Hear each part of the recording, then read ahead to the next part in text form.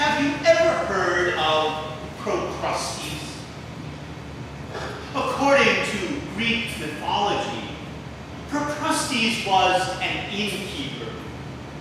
He basically ran a small bed and breakfast located along the side of a heavily traveled road. Each day, Procrustes would sit out on the front porch of his establishment and rock in his rocking chair, waiting for guests to arrive. You see, Procrustes was known far and wide for running a neat and tidy inn. And so, virtually every night, he had at least one or two people stay with him. In the evening, after he had fed his guests dinner, he took them to their rooms and showed them their beds.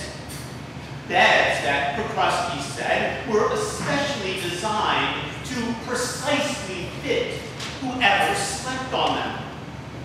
What Procrustes didn't say, though, was how that was so. You see, each night after his guests fell asleep, Procrustes would sneak into their rooms. If the person was short, he would put them on a rack and stretch them until they fit exactly onto the bed. Or if the person was tall, whatever part of their arms or legs hung over the edge of the bed, he cut off, so that they too would exactly fit onto the bed. In other words, through stretching and through amputation, everyone was made to fit the precise dimensions that Procrustes wanted them to be. No one shorter, no one longer, everyone exactly the same. Whether we're consciously aware of it or not, we live in a world that is filled with Procrustes. Whether we're consciously aware of it or not, we live in a world that is constantly trying to shape us and mold us into a certain way of being.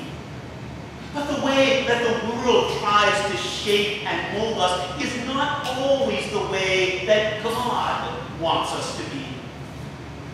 And so that's why the Apostle Paul begins this 12th chapter of his letter to the Romans with these words: "Do not be conformed to this world, but be transformed by the renewing of your minds, so that you may discern what is the will of God, what is good and acceptable and perfect."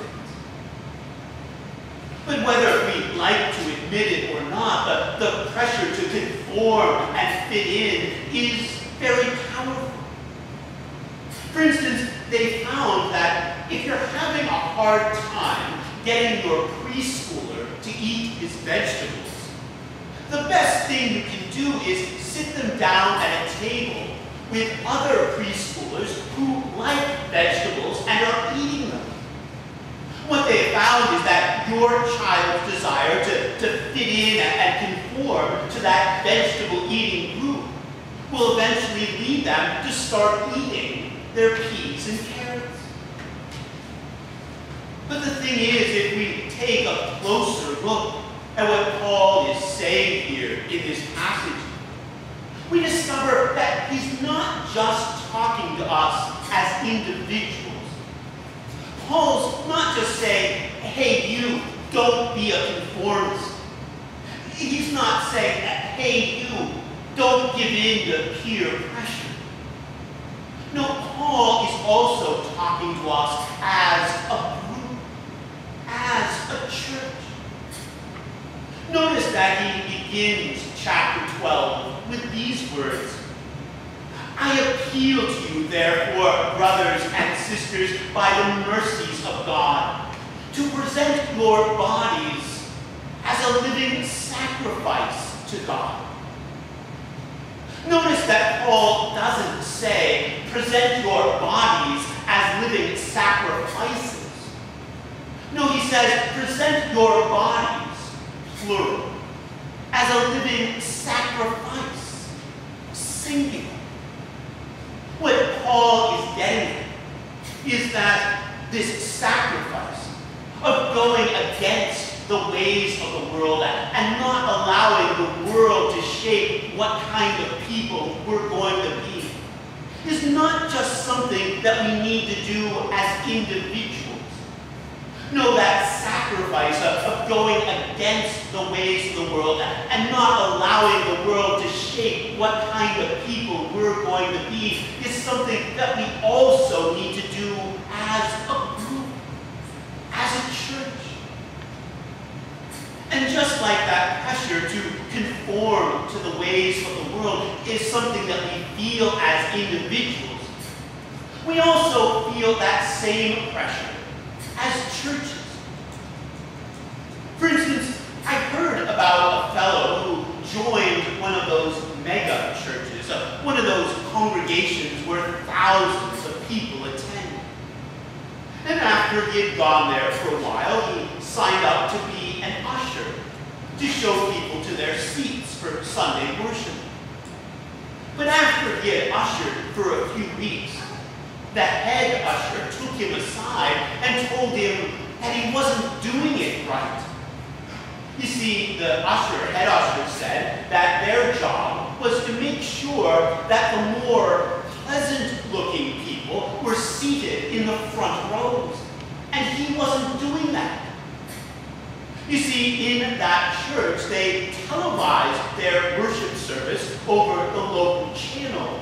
And the minister was in the habit of getting out of the pulpit and walking down around in front of the front pews during the sermon. And so those people in the front rows were the most likely ones to be seen on TV.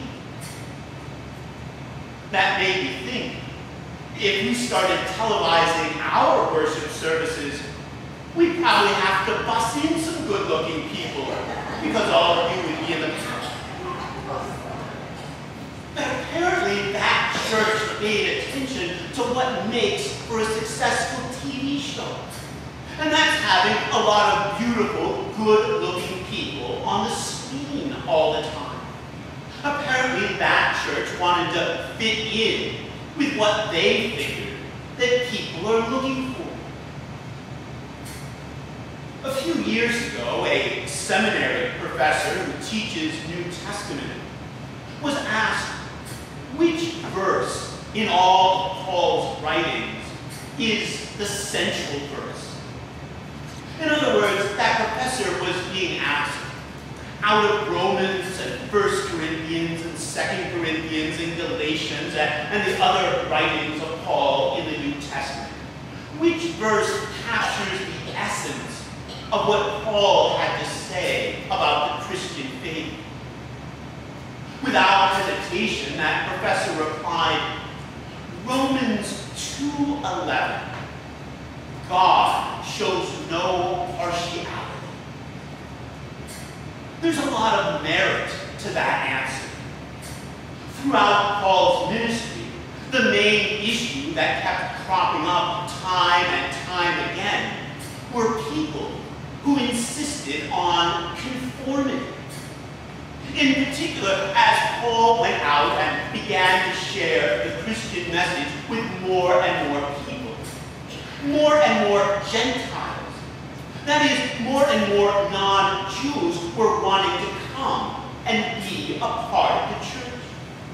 But time and time again, those who had the power in the church at that time were Jews who insisted that those Gentile converts first change and conform themselves